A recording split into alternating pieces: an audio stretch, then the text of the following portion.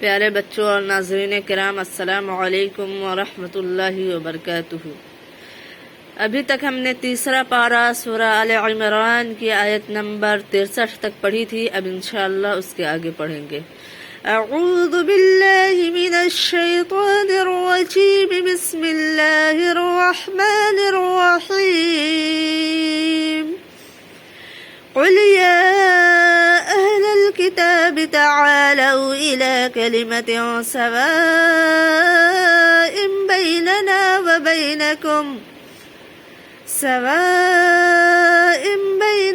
وبينكم ألا نعبد إلا الله ولا نشرك به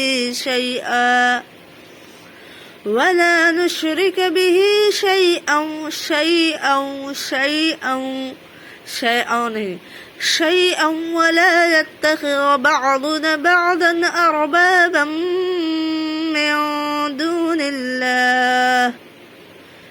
لام پر کھڑا زبر ہے، اس لیے اس کو ایک الف کے برابر کھینچیں گے۔ من دون اللہ، اور من دون میں کیا ہو رہا ہے آپ کمنٹ کر کے بتائیں ہمیں۔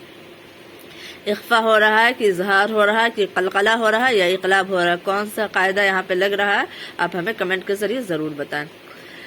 فَإِن تَوَلَّوْا فَقُولُوا اشْهَدُوا بِأَنَّا مُسْلِمُونَ فَإِن تَوَلَّوْا فَقُولُوا اشْهَدُوا بِأَنَّا مُسْلِمُونَ يَا أَهْلَ الْكِتَابِ لِمَ تُحَاجُّونَ فِي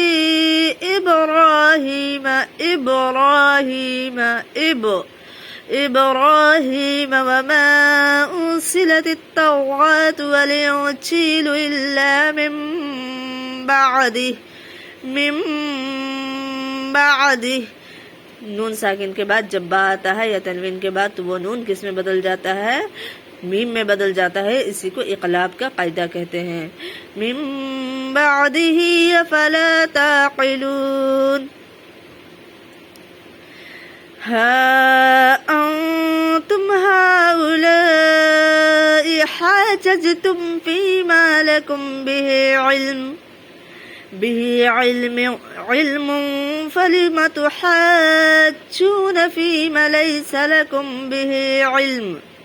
کیا کہہ رہا ہے قرآن کہ جس چیز کے بارے میں تمہیں علم نہ ہو اس میں کٹ دلیل نہ کرو، بغیر جانے ہوئے کسی بات پہ حجت نہ کرو۔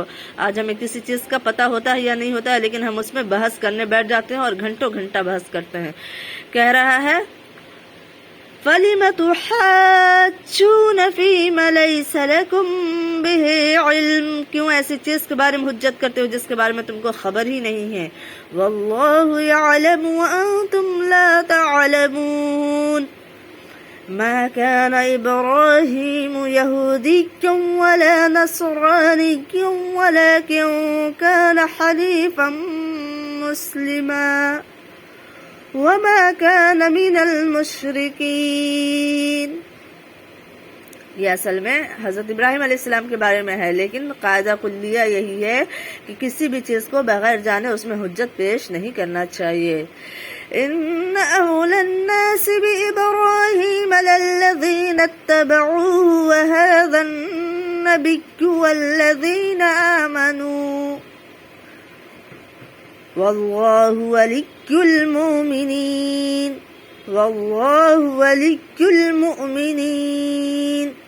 ودت یہ جو تا ساکین آپ کو دکھ رہا ہے دال پر تشدید ہونے کی وجہ سے تا ساکین میں دال آ کر نہیں ملے گا، کہاں ملے گا؟